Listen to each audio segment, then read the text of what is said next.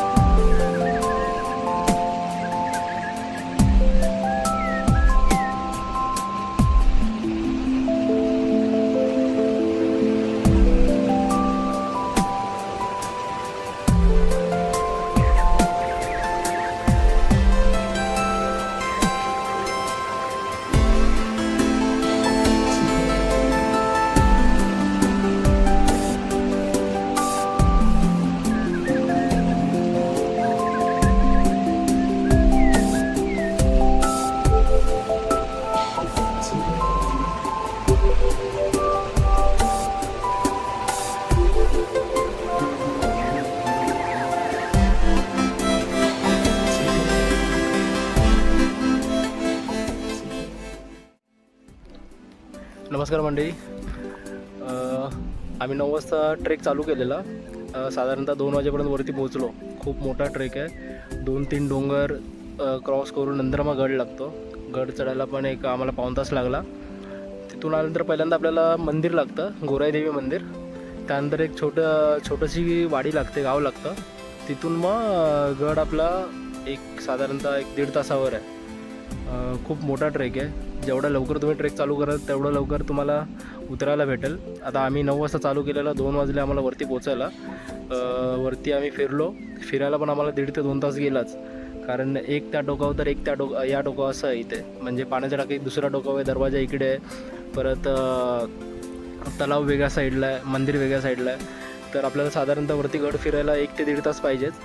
आणि आता 4 वाजले, आम्हाला 2 तास लागले. मध्ये आम्ही आराम पण केला, जेवलो आणि आराम केला. आता आम्ही गड उतरायला घेतो आहे. बघा गड उतरायला किती वेळ लागतो, कारण की खूप साऱ्या पायवाटा आहेत. तर येताना आम्ही तर दगडं वगैरे ठेवत आलो आहे.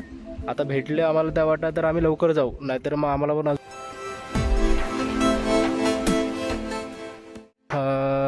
गड फिरलो, बघितलं सर्व. मी व्हिडिओमध्ये दाखवलंच आहे सर्व, मंदिर, पाण्याचं टाकं वगैरे. त्यानंतर मग महादरवाजापासून आम्ही 4 वाजता खाली उतरायला चालू केलं. तर आता आम्ही बाईकजवळ पोचलो खाली. तर खूप मजा आली, मस्त ट्रेक आहे. पण जर तुम्ही या वाटेने येत असाल तर ग्रुप मोठा असेल तर चांगलं आहे, सेफ आहे.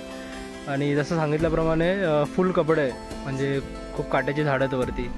आणि जेवढं लवकर तुम्ही ट्रेक चालू कराल तेवढं लवकर चांगलं आहे, तुमचा टाईम वाचेल. येताना मग तुमची धावपळ होणार नाही. कारण की आम्ही आता खूप पळत आलो, अंधाराची भीती होती म्हणून. कारण अंधारमध्ये नंतर आम्हाला रस्ते सापडलं नसतं. मजा आली ट्रेकला, कारण खूप दिवसानंतर ट्रेकला आलो. बाकी हा व्हिडिओ तुम्हाला कसा वाटला आहे नक्कीच मला कमेंट बॉक्समध्ये कळवा. धन्यवाद. जय शिवराय.